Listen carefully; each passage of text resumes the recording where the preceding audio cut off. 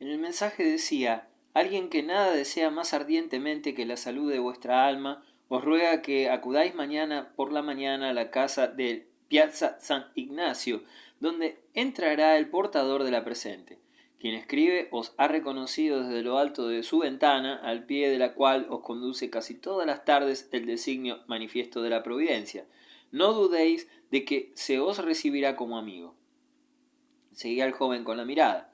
La puerta se cerraba ya tras él. En algunas ventanas de la fachada aún había luz, pero las cortinas estaban tendidas y no distinguí silueta ninguna. El día siguiente era, por suerte, mi día de asueto. La jornada habría de ser bien empleada, pues el norteamericano por su parte nos invitaba a una fiesta que daría en Vía Apia, no lejos de la tumba de Caecilia Metela. Había insistido también para que lleváramos con nosotros a quien mejor nos pareciera, con tal de que fuese, se decía, gente con sentido de la diversión. Como los turistas iban abandonándonos uno tras otro ante la puerta de sus hoteles, acabamos el paseo los tres juntos.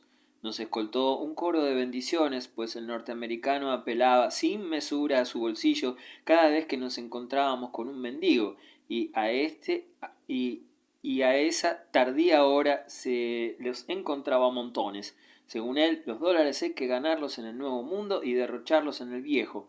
Habituado a ir siempre en su jeep, aprovechaba la caminata para ejercitar su liberalidad, ya que, nos decía, no se hace limosna en automóvil. Añadió que el jeep era por otra parte el vehículo más práctico, el que permitía, como ninguno, reunir por el camino los compañeros que se le antojara. Así nunca estaba solo. La carriola de un lisiado cruzó delante de nosotros, a toda velocidad, la calle desierta. El norteamericano lo llamó y dejó en la pequeña caja algunos ajados billetes que el infeliz agradeció, tendiéndonos nuestros horóscopos. El mío anunciaba como inminente una sorpresa che vi far rimarsere a boca aperta, sin precisar si tal sorpresa habría de ser buena o mala. Me sentía demasiado excitado para alarmarme por cosa alguna. Sir Craven, en cambio, permanecía silencioso y ceñudo. Hubiérase dicho que estaba aterido, que reprimía los escalofríos. El norteamericano le obligó a aceptar un whisky en su hotel. Entramos en un suntuoso hall de Vía del Babuino. Como el barman ya se había marchado, subimos al cuarto de nuestro nuevo amigo, o mejor dicho, pues ocupaba varios a su departamento.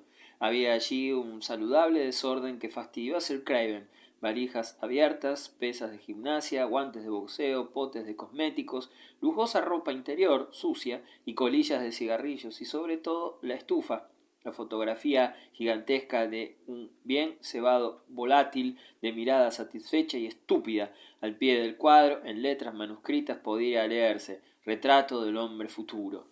Aquel animal había obtenido varias medallas de oro en concursos internacionales. Era un ejemplar seleccionado de cierta especie de gallinacia que el norteamericano criaba en Estados Unidos y cuya producción le reportaba anualmente una fortuna. Nada de pollo, nada de gallinero, nada de granjas, incubadoras, jaulas, electricidad día y noche, con altavoces, como en un emporio económico. La música favorece la postura. Mis gallinas son alimentadas a máquina.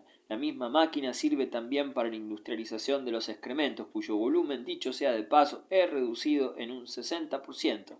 Cuando dejan de poner su huevo cotidiano, sirven para conserva y chicken soup. Fabrico ambas cosas. Su amigo Sir Craven, porque tiene acento de Cambridge y está en la ruina, me considera un repugnante bárbaro. Tiene razón. Cuando desembarqué en Italia a fines de 1943 vi que las gallinas europeas picoteaban el estiércol. Estaban sucias y esqueléticas, pero eran incomparablemente inteligentes, más elegantes y felices que las mías. En aquel momento descubrí el estilo de la vida italiana. He allí la razón que me decidió a vivir 6 meses al año como autómata en Estados Unidos con mis gallinas y 6 meses aquí como príncipe de renacimiento. Lo uno es condición para lo otro, y no me conformo con mirar, aspiro a intervenir en la representación. Los aguardo mañana junto a la tumba de Caecilia Metella. Cuando salimos del hotel, después de unos cuantos vasos de whisky, Sir Craven me dijo con cierta amargura: ese imbécil ha pasmado a muchos antes que a usted. Ha adquirido una de las torres de San Gimignano y, como ha hecho instalar allí un ascensor, cree que participa activamente en la defensa de la civilización latina. Los italianos le hacen reverencias, lo timan y se burlan de él. No bien vuelve la cabeza. —¿Pero cómo lo conoció usted? —pregunté. Sir Craven me confesó que había invertido sus últimos ahorros en Norteamérica en negocios de los que se ocupaba el criador de gallinas mecanizadas, y que era menester convenir en la utilidad de sus consejos. Nos separamos con mucha tristeza, él porque estaba triste y yo porque debía ocultarle que no lo estaba. No hacía más que pensar con curiosidad jubilosa y de buen augurio en las perspectivas del día siguiente. Tanto el uno como el otro nos sentíamos vagamente culpables, pero era hora de que algo quebrara al fin la monotonía de mi existencia. Roma y los turistas me eran familiares hasta en sus menores detalles. Amaba a Jerónima y ella me amaba, pero de nada me valía. Por aquel entonces me habían asaltado nostalgias de mi patria. La imaginaba a tanta distancia, ya no como la había visto en mi niñez, sino tal cual me la describían viejos emigrantes que, pese a haber padecido allí desdichas sin cuento, de regreso en Italia guardaban un recuerdo conmovido, lleno de orgullo, dulcemente exaltado. Fedele se emocionaba cada vez más al describirnos los arrabales espantosos, los cuartos húmedos, las bandadas de palomas, el hospital, la oficina pública y por encima de todo la calle de la Marguerite, donde lo había elegido y cuidado una mujer que ahora, para vergüenza de la familia y irrisión del barrio, trotaba a toda hora, en kimono, por vía Flaminia, a casa de clientes. Era tan hábil que Fedele no la castigaba ni le hacía reproches, excepto en pasajeros ataques de cólera, que su madre calmaba sin gran esfuerzo.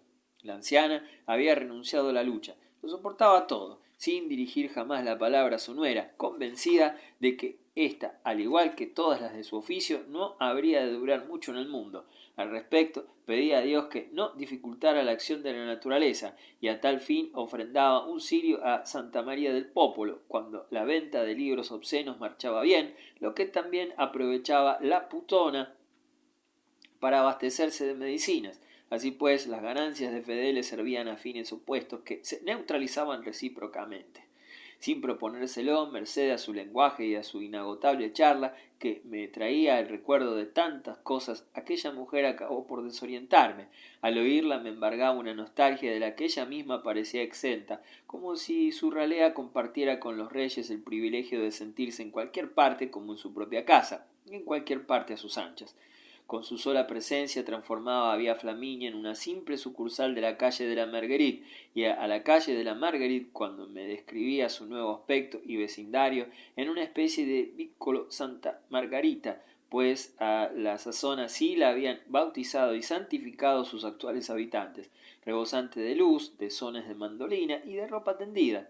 Se había desarraigado de la una tan fácilmente como se había habituado a la otra, con la comodidad de la gente a la que nada sorprende.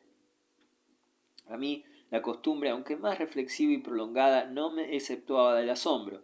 No me sentía con derecho a nada. Estaba prendado de Italia, pero Italia me intimidaba. La devoción que le había consagrado me restaba bastante desenvoltura y mucha lucidez, y si, gracias a la imaginación, más que a la memoria, volvía a mi patria con los ojos de los Aldo y los Fedele, que adornaban el retrato en la medida de las desdichas allí padecidas, muy al contrario, gracias a la delectación más que a la experiencia, iba descubriendo aún, de día en día, con desorbitados ojos de neófito, una Italia sobrenatural, una Italia que no era la de los italianos.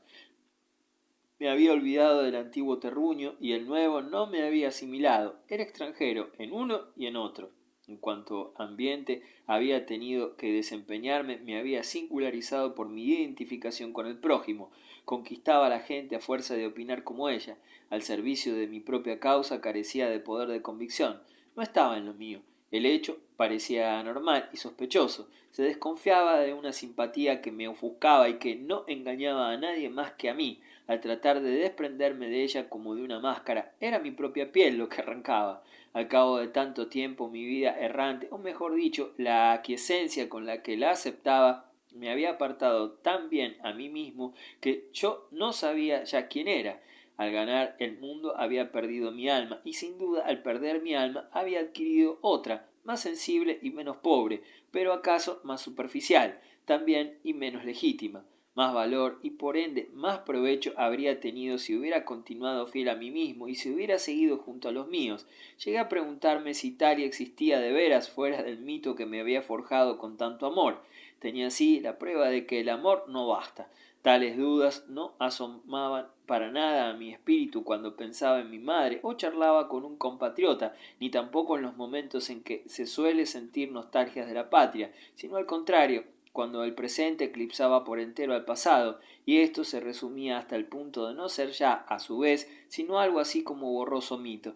Mi patria, mi infancia, reposaban entonces en lo profundo de mí como lago tranquilo del que ascendían confusamente a mi corazón la frescura de las aguas invisibles, el chirrido de las pesadas piedras, las fantasmagorías de la sombra y el hálito de los muertos. En vano me jactaba de que Italia se hubiese convertido en mi verdadera patria. La había elegido para mi morada, pero no me pertenecía, me faltaba la llave de sus puertas secretas y mis retiros íntimos no comunicaban con sus escondrijos subterráneos. Lo advertí en la gravedad de los malentendidos que a cada momento suscitaba entre Jerónimo y yo la irreductible diferencia de nuestros orígenes.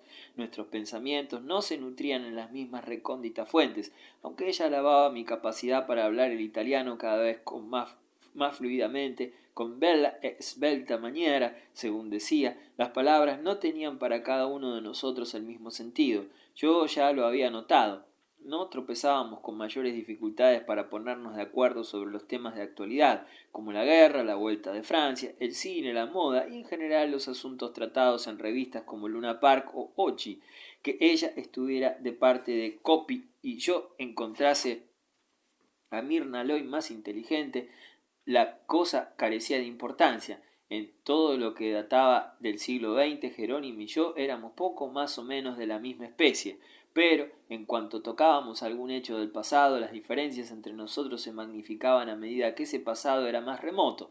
Los problemas importantes, los que nuestros ascendientes se habían planteado antes que nosotros, yo los resolvía con el instinto de un tejedor de arras o de un botija o un batioja de Dinan.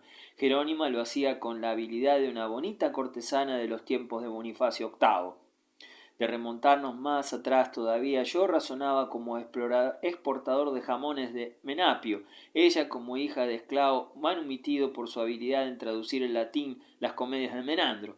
Por último, en la noche de los tiempos donde yo no me aferraba a nada, ella tenía ya su moral sólidamente fundada sobre la ley de las 12 tablas, moral a la que se había superpuesto sin alterarla en su conciencia la moral cristiana y después la del Renacimiento. Jamás me aventuraba a suponer cómo resolvería ella el problema más elemental, porque ignoraba a qué abismo, a qué época de sí misma iría en busca de la respuesta. Juzgaba con igual naturalidad según Catón el anciano, como según Catalina de Siena o como según Savonarola, Maquiavelo o Cagliostro. Tenía la infinita complejidad de los seres a los que se llama simples, y su simplicidad, sin embargo, me deslumbraba porque a través de esa alma múltiple que le componían los siglos, siempre brotaba del fondo de su ser, cual agua magnífica, la humanidad más pura.